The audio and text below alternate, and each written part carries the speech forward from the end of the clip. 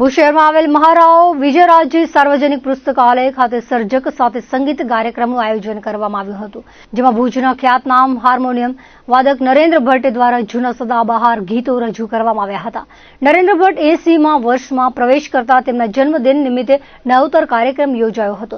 તેમણે જણાવ્યું હતું કે અત્યાર સુધી 83 જેટલા વન મેન શો કરી ચૂક્યા છે.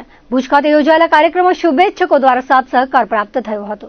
સર્જક સાથે સંવાદ જેમ છે એમ સર્જક સાથે સંગીત એક નવતર કાર્યક્રમ આજે કરવામાં આવ્યો છે.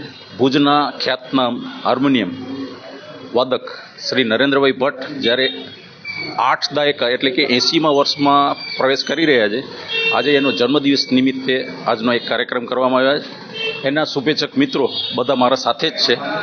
એ લોકોના સહયોગથી આજનો એક આ વિશિષ્ટ કાર્યક્રમ કરવામાં આવ્યો છે. એ મારો જન્મદિવસ છે અને 80મા વર્ષમાં મેં પ્રવેશ કર્યો અને આ વન મેન શો સૌથી પહેલાં જે મેં કર્યો એ 30 જુલાઈ 1975માં કર્યો અને મધ્ય ગુજરાત દક્ષિણ ગુજરાતમાં મારા ટોટલ 83 વન મેન શો થયા. એમાં જે મોટામાં મોટો વન મેન શો સંખ્યાની દ્રષ્ટિએ હતો એ પાલનપુરમાં કાનુભાઈ મહેતા હોલ અને એમાં 63 ગીત વાગ્યા.